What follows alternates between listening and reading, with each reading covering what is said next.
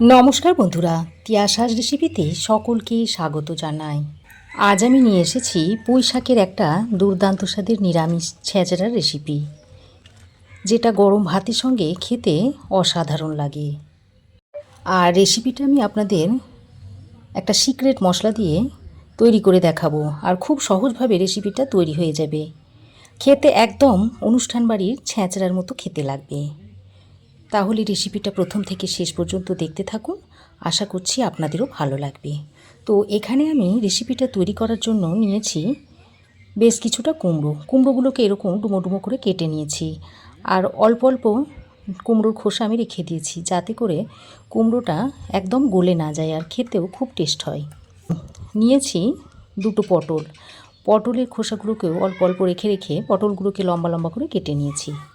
আর পুঁই শাক থেকে ডাঁটাগুলোকে আমি একটু আলাদা করে নিয়েছি। আর পুঁই শাকের ডাঁটাগুলো এরকম মাছ দিয়ে চিড়ে নিয়েছি, পাতাগুলোকে আলাদা করে রেখে দিয়েছি।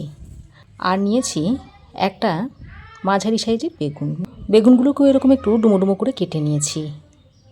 নিয়েছি একটা মাঝারি সাইজের আলুটাকেও এরকম একটু ডুমো করে কেটে নিয়েছি।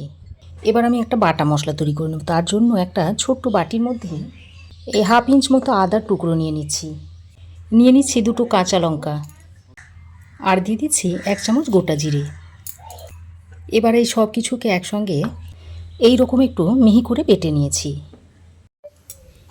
এবার আমি একটা ভাজা মশলা তৈরি করে নেব। তার জন্য কড়াই গরম করে নিয়েছি।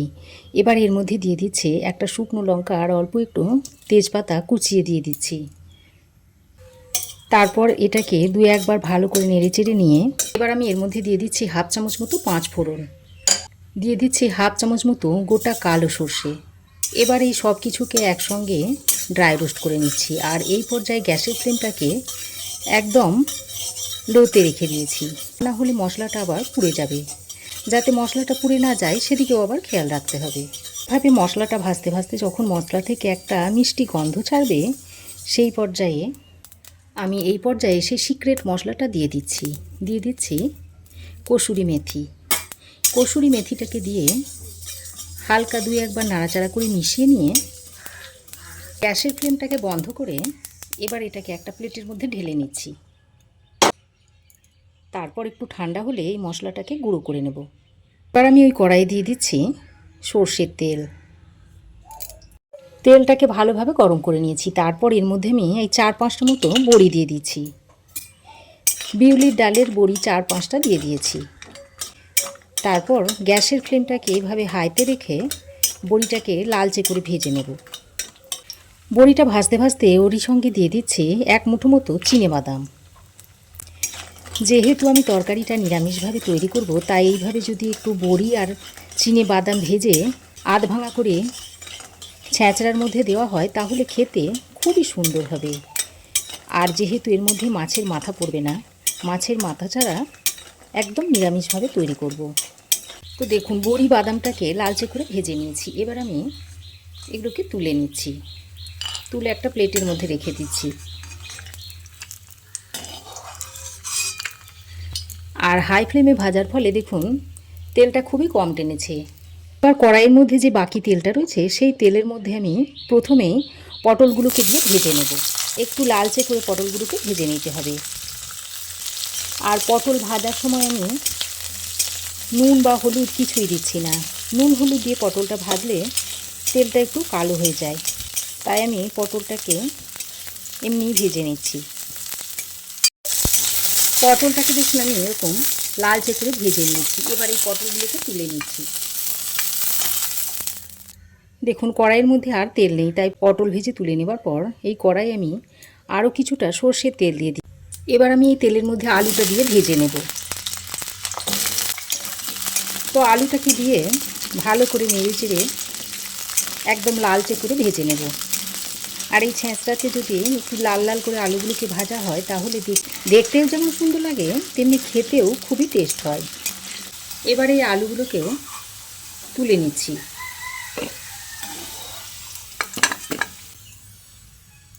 এবার আমি বেগুনগুলো ভেজে নেব।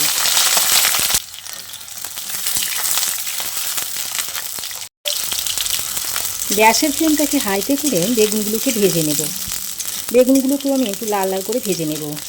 আর সমস্ত সবজি আমি নুন হলুদ ছাড়াই ভেজে নিচ্ছি, লাল লাল করে ভেজে নিয়েছি। এগুলোকেও তুলে নিচ্ছি। সমস্ত সবজি আমি ভেজে তুলে নিয়েছি। সবজিগুলো ভেজে নিয়ে ওই বাকি তেলের মধ্যে দিয়ে দিচ্ছি একটা শুকনো লঙ্কা, তেজপাতা, আর দিয়ে দিচ্ছি হাফ চামচ পরিমাণ গোটা জিরে। তারপর ফোড়নটা কয়েক সেকেন্ড ভেজে নেওয়ার পর ফোড়ন থেকে একটা সুন্দর গন্ধ ছাড়লে এই পর্যায়ে কেটে রাখা কুমড়োগুলো দিয়ে দিচ্ছি। কুমড়োগুলো দিয়ে একটু লালচে করে ভেজে নেব। তো কুমড়োগুলোকে আমি এরকম লাল লাল করে ভেজে নিয়েছি। তারপর এর মধ্যে ডাঁটাগুলোকে দিয়ে দিচ্ছি। ডাঁটাগুলো দিয়ে এই 1-2 মিনিট মতো কুমড়োর সঙ্গে ভেজে নিয়েছি। এবার আমি এর মধ্যে একটা ছোটো সাইজের টমেটো কুচিয়ে দিয়ে দিচ্ছি। টমেটোটা যাতে তাড়াতাড়ি নরম হয়ে আসে তাই স্বাদ মতো নুনটা এখানে দিয়ে দিচ্ছি। আর দিয়ে দিচ্ছি পরিমাণ মতো হলুদ গুঁড়ো। তারপর গ্যাসের ফ্লেমটাকে মিডিয়ামে করে নুন আর হলুদটা দিয়ে খুব ভালো করে কষিয়ে নিচ্ছি। যতক্ষণ না টমেটোটা গলে না যায় ততক্ষণ এইভাবে কষিয়ে নিতে হবে। টমেটোটা দিয়ে বেশ কিছুক্ষণ কষিয়ে নিয়েছি আর টমেটোটা দেখুন অনেকটাই নরম হয়ে গেছে। এবার আমি যে বাটা মশলাটা তৈরি করে নিয়েছিলাম সেটা এর মধ্যে দিয়ে দিচ্ছি। বাটিতে অল্প সামান্য জল দিয়ে দিচ্ছি। তারপর মশলাটা দিয়ে আবারও কিছুক্ষণ এইভাবে কষিয়ে নেব। বাটা মশলাটা দিয়ে বেশ কিছুক্ষণ কষিয়ে নিয়েছি। এবার আমি এর মধ্যে ভেজে রাখা আলু আর পটলটা দিয়ে দিচ্ছি।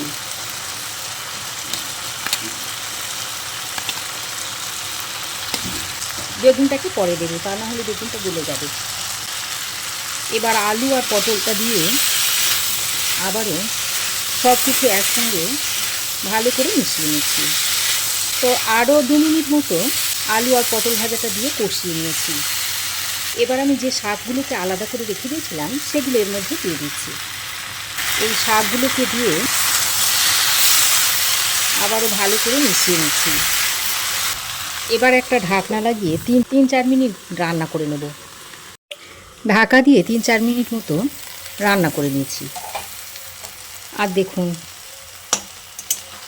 শাকটা অনেকটাই কমে গেছে আর শাকটা দেখুন অনেকটাই নরম হয়ে গেছে। এবার আবারও ভালো করে নেড়েচেড়ে মিশিয়ে নিচ্ছি। তারপর এর মধ্যে দিয়ে দিচ্ছি হাফ চামচ মতো ধনে গুঁড়ো। ধনে গুঁড়োটা দিয়ে আবারও মিশিয়ে নিচ্ছি। এখন আমি এর মধ্যে ভেজে রাখা বেগুনগুলোকে দিয়ে দিচ্ছি। আর এখানে আমি অল্প একটু জলের মধ্যে হিং দিয়েছি, সেই হিংটাকে গুলে নিয়ে এইভাবে দিয়ে দিচ্ছি। হিঙের জলটা দিয়ে সবজির সঙ্গে খুব ভালো করে মিশিয়ে নিচ্ছি।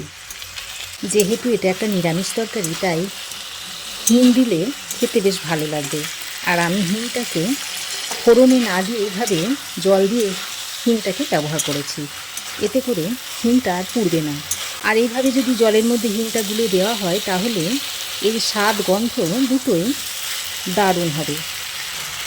যে স্পেশাল ভাজা মশলাটা তৈরি করে দিয়েছিলাম তার মধ্যে থেকে অর্ধেকটা এখানে দিয়ে দিচ্ছি আর অর্ধেকটা আমি রেখে দিচ্ছি পরে ব্যবহার করব। এখন সব কিছুকে আবারও ভালো করে মিশিয়ে নিচ্ছি আর এই পর্যায়ে অল্প একটু চিনি দিয়ে দিচ্ছি।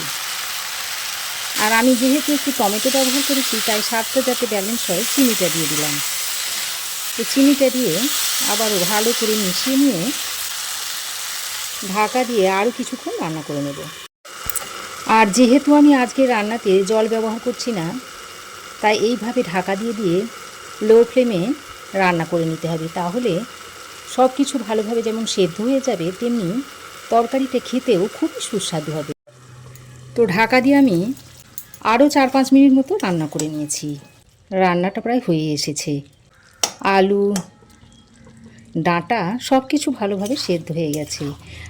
এবার ঢাকা খুলে খুলে ভালো করে নেড়েচেড়ে মিশিয়ে রান্নাটা করে নিয়েছি, তাই সবজি খুব ভালোভাবে সব সেদ্ধ হয়ে গেছে। এবার আমি যে বড়ি আর বাদামটা ভেজে রেখেছিলাম সেটাকে দেখুন এরকম আধ ভাঙা করে গুঁড়িয়ে নিয়েছি, সেটা এখন এর মধ্যে দিয়ে দিচ্ছি। আর বড়ি আর বাদাম ভাজাটা দেওয়ার কারণে এই তরকারির মধ্যে যে জলো ভাবটা রয়েছে সেটা অনেকটাই এই বড়ি আর বাদামে টেনে নেবে, আর মুখে পড়লে খেতে বেশ সুন্দর লাগবে। তো ভালো করে নেড়ে চেড়ে মিশিয়ে নিয়ে 1 চামচ পরিমাণ ঘি দিয়ে দিচ্ছি। ঘিটা অবশ্যই দেবেন, তাহলে ছেঁচড়ার টেস্টটা দারুণ সুন্দর হবে। তারপর ওই যে বাকি ভাজা মশলাটা রেখে দিয়েছিলাম সেটা আবার দিয়ে দিচ্ছি। আবারও সব কিছুকে একসঙ্গে ভালো করে মিশিয়ে নিচ্ছি। তো দেখুন, অনুষ্ঠান বাড়ির মতো ছেঁচড়া রেসিপি আমাদের একদম রেডি হয়ে গেছে। এত সুন্দর একটা গন্ধ বেরোচ্ছে, কী বলবো আপনাদের, না তৈরি করলে বুঝতেই পারবেন না। গ্যাসের ফ্লেমটা বন্ধ করে ঢাকা দিয়ে কিছুক্ষণ রেখে দিয়ে তারপর সার্ভ করে দেব। তো দেখুন, তৈরি হয়ে গেল স্পেশাল মশলায় তৈরি একদম অনুষ্ঠান বাড়ির মতো দুর্দান্ত স্বাদের নিরামিষ পুঁই ছেঁচড়ার রেসিপি। এইভাবে আপনারাও একবার তৈরি করে খেয়ে দেখতে পারেন, আপনাদেরও খুবই ভালো লাগবে। তো রেসিপি কেমন লাগলো অবশ্যই একটা কমেন্ট করে জানাবেন। ভালো লাগলে একটা লাইক ও শেয়ার করবেন। পাশে থাকা বেল আইকনটাও অবশ্যই প্রেস করে দেবেন। আর আমার চ্যানেলে যদি নতুন হয়ে থাকেন তো প্লিজ চ্যানেলটাকে সাবস্ক্রাইব করার অনুরোধ রইল। আজ এ পর্যন্তই, আবার দেখা হবে নতুন কোনো রেসিপি নিয়ে নেক্সট এপিসোডে। সে পর্যন্ত ভালো থাকবেন, সুস্থ থাকবেন। ধন্যবাদ।